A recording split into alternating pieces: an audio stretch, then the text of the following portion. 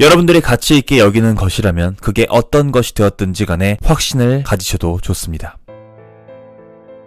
가난하게 태어났던 저의 목표, 그것은 바로 25살 나이에 여자친구가 있고 멋진 차를 가진 영앤 리치가 되는 것이었습니다. 저는 그렇게만 된다면 행복해질 거라고 생각했어요. 하지만 그건 완전히 잘못된 생각이었습니다. 실제로 25살에 저는 2천억을 벌 수 있었지만 전혀 행복하지 않았습니다. 그래서 오늘은 제가 젊은 나이에 많은 돈을 벌면서 깨달은 과거의 잘못된 생각들에 대해서 말씀드리려고 해요. 첫 번째, 당신은 불행하지 않다. 저는 가난한 집에서 태어났습니다. 부모님이 아무리 뼈 빠지게 일해도 우리 집에는 돈이 없었어요. 휴가를 간 적도 없었고요. 생일이나 크리스마스를 챙긴 적도 없었습니다. 돈 문제로 엄마와 아빠는 항상 싸웠고요. 그래서 18살이 되던 해 저는 저의 마을을 떠나면서 결심했습니다. 행복하고 섹시한 백만장자가 되자. 그렇게 고향을 떠난 지 7년 만에 제가 세운 소셜체인이라는 기업은 2천억의 가치를 인정받아서 증권거래소에 상장할 수 있었습니다. 그런데 뭔가 이상했어요. 분명히 계좌에는 수백만 달러가 있었고 수백만 명의 팔로워가 있었지만 무언가 공허했습니다. 항상 1등석에 앉아서 비행했지만 무언가 달라진 것이 없는 것처럼 느껴졌어요. 그리고 저는 인정할 수밖에 없었습니다. 나는 행복하지 않다. 영화에서 볼 수 있는 수많은 할리우드 배우들, 매일이 휴가인 듯 시간을 보내고 있는 부유한 인플루언서들의 사진 속의 미소, 셀러브리티 문화, 이 모든 것들이 저에게 이렇게 말해왔습니다. 너가 성공한 사람이 된다면 지구상에서 가장 행복한 사람이 될 거야 라고 말이죠. 하지만 저는 완전히 잘못 생각하고 있었어요. 충격적인 사실은 나는 언제나 행복했다는 것이었습니다. 가난했을 때나 그렇지 않았을 때나 혼자 했을 때나 애인이 있었을 때나 팔로워가 있을 때나 없을 때나 저는 이미 행복한 사람이었어요. 제가 몰랐던 한 가지 사실은 그저 세상은 이럴 것이라고 생각한 저의 믿음, 그 믿음이 저의 시야를 가리고 있었다는 것이었죠. 그 잘못된 믿음은 저의 인생이 아직 행복하지 않으며 행복은 언젠가 제가 계속해서 쫓아가기만 한다면 곧 찾아올 것이라고 생각하게 만들었어요. 여러분들은 이미 불행하지 않습니다. 너무 조급하실 필요도 없습니다. 현재에 먼저 행복감과 감사함을 느낀다고 하셔도 미래에 충분히 부자가 되실 수 있을 거예요. 두 번째, 남들이 만들어 놓은 동화 같은 이야기는 인생을 망친다. 흔히 우리는 이러이러하게 살아야 한다는 강박을 갖고 살아갑니다. 30대에는 결혼을 해야 한다. 아이를 낳아야 한다. 주택담보대출을 받아야 한다. 이런 직업을 가져야 한다. 등등. 이런 완벽한 삶에 대한 동화는 아주 오랫동안 끊임없이 우리 삶의 표준으로 자리 잡았습니다. 하지만 이런 동화들은 우리의 인생을 망쳐놓기 딱 좋습니다. 그 어디에도 정답이나 정해진 길 따위는 없어요. 무조건 20살에는 대학을 갈 필요가 없고요. 25살에는 직업을 가질 필요도 없으며 30살에는 결혼을 해야 될 필요가 없고 결혼을 하면 아이를 낳지 않아도 됩니다. 우리는 모두 완전히 다른 사람들이며 행복으로 가는 길 또한 천차만별이라는 것을 인지하고 있어야만 해요. 다시 말씀드리지만 그 어디에도 정답이나 정해진 길 따위는 없어요. 여러분들의 길을 묵묵히 걸어가시면 됩니다. 세 번째, 포기해도 용기가 필요하다. 2천억의 회사를 매각할 때 많은 사람들이 물어봤습니다. 도대체 왜 그만둔 거야? 사람들은 제가 미쳤다거나 혹은 다시 생각해보라는 조언을 했어요. 어쩌면 이런 반응은 당연했습니다. 그들은 저의 마음 상태를 모르고 있었기 때문이었죠. 사람들은 저의 결정을 용감하거나 또는 위험한 결정이라고 말했지만 이런 얘기를 들을 때면 전 당혹스러웠습니다. 제 입장에서는 그만두지 않는 게 더 위험한 것이었기 때문이에요. 제가 이런 결정을 하는 데에는 확고한 믿음이 있었기에 가능했습니다. 무언가를 시작하기 위해서는 용기가 필요합니다. 그리고 많은 사람들은 시작하는 용기에 대해서만 말을 하죠. 하지만 새로운 무언가로 나아가기 전에 지금까지 해오던 것을 그만두는 용기에 대해서는 말하는 사람이 별로 없는 것 같아요. 보통 그만두는 것을 가지고 사람들은 포기라는 단어와 연관시킵니다. 그만두는 것은 패배자들이나 하는 것이다 라거나 나약한 사람으로 인식하고 또는 실패한 것이나 다름없다 라는 식으로 가둬두기 마련이죠.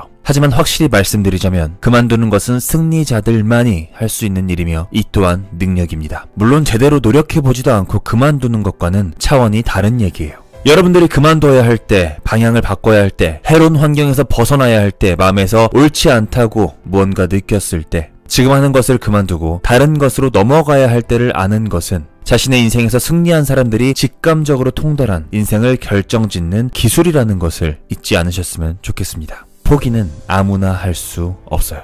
네 번째, 열정은 외부가 아닌 내부에서 나온다. 11살 때부터 18살 때까지 저는 여러분들과 마찬가지로 세상에서 가장 지루한 곳이라고 생각했던 고등학교에 속해 있었습니다. 호기심 많고 에너지 넘치던 제가 하루에 7시간씩 8년 동안 관심 없는 선생님에게 억지로 집중을 강요받던 나날이었습니다. 수업 종일 치고 나서야 겨우 풀려나는 듯한 감정을 매일 느낄 수 있었죠. 이것은 우리가 자신이 아닌 다른 사람이 되려고 하거나 다른 사람의 삶을 살려고 할 때 느끼는 감정과 비슷해요. 그렇게 해서 지속해서 살아가기만 한다면 무기력과 번아웃에서 헤어나오실 수 없을 겁니다. 번아웃을 야기하는 주된 요인 중에 하나는 내면의 목표가 아니라 외적인 목표를 이루기 위해 쉼없이 달리기 때문이라고 생각합니다. 예를 들어 이런 거죠. 어떤 사람이 단지 급여가 높다는 이유만으로 별로 좋아하지도 않는 일을 몇 년에 걸쳐서 장기적으로 끌고 가는 상황. 이런 사람은 번아웃으로 가는 지름길에 서 있다고 봐도 무방합니다. 여러분들이 진심으로 좋아하는 일을 할 때는 그 일을 얼마나 오랫동안 했는지와는 상관없이 시간이 빠르게 흘러가는 것을 경험하신 적이 있을 거예요. 자기가 제일 좋아하는 축구팀의 경기를 보거나 재미로 예술작품을 만들거나 게임을 할 때 말이죠. 이럴 때는 번아웃을 겪지 않습니다. 하지만 이런 내면적인 것이 아닌 외적인 목표를 오랫동안 추구하다 보면 번아웃은 절대로 피하실 수 없을 거예요. 저의 학교 생활과는 달리 지난 10년간 제가 설립한 마케팅 회사에서 하루도 빠짐없이 일에 몰입해왔고 이 업계에서 가장 인상적인 회사를 키워온 것을 생각해본다면 동기부여는 내적 욕구에서 올라온다는 것을 잘 알 수 있어요.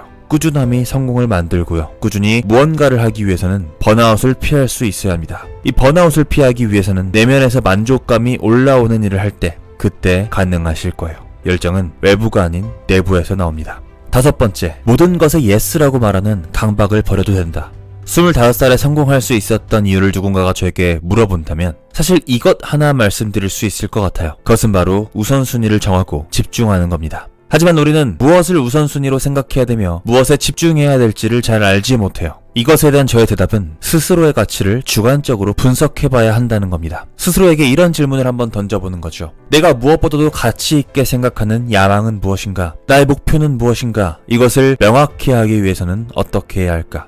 다른 모든 것들을 희생하더라도 이것 하나는 정상까지 가고 싶다 하는 것은 무엇인가? 이렇게 스스로에게 죽기 살기로 끈질기게 묻고 따지며 살아봐야 합니다. 단기간에 찾을 수 있는 문제는 아니에요. 누군가에게는 어떤 기술을 마스터하는 것일 수도 있습니다. 또 다른 누군가에게는 그것이 사회 문제점을 바로잡는 일일 수도 있어요. 또 다른 누군가에게는 몸과 정신을 더 건강하게 유지하는 거, 새롭고 놀라운 경험을 하는 거 등등 다양할 겁니다. 오로지 스스로 결정해야 할 몫이죠. 이것은 일론 머스크의 목표나 스티브 잡스의 꿈보다 덜 가치 있거나 덜 중요하다고 말할 수 없어요. 여러분들이 가치 있게 여기는 것이라면 그게 어떤 것이 되었든지 간에 확신을 가지셔도 좋습니다. 주의할 점은 이것을 정하시고 확신을 가지지 않는다면 우리가 가치 있게 생각하지 않는 것들, 즉 우선순위가 밀리는 일들이 우리의 내부에 뻔뻔하게 자리를 잡을 겁니다. 그리고 우리가 만족스러운 삶을 살아가는 것을 방해하기 시작할 겁니다. 매 순간 여러분들이 선택하는 모든 것들이 가장 중요하다고 생각하는 우선순위에 부합하는지 생각하신다면 누구보다 더 만족스러운 삶, 그리고 여러분들이 원하는 삶이 펼쳐질 거예요.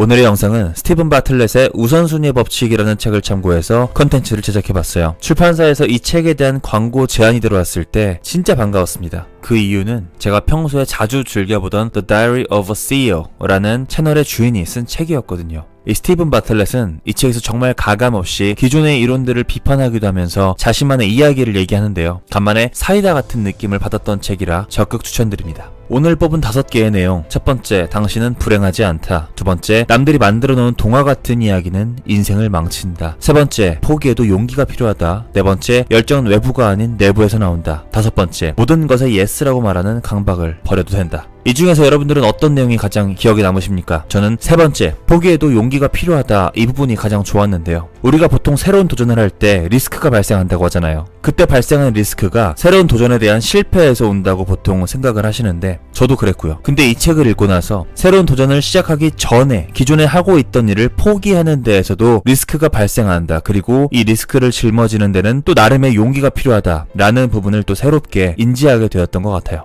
역시 새로운 도전이 망설여지는 이유, 그 이유가 이런 데에서 오는 게 아닌가 싶습니다. 하지만 여러분들 그거 아시죠? 두려움은 환상이라는 거요.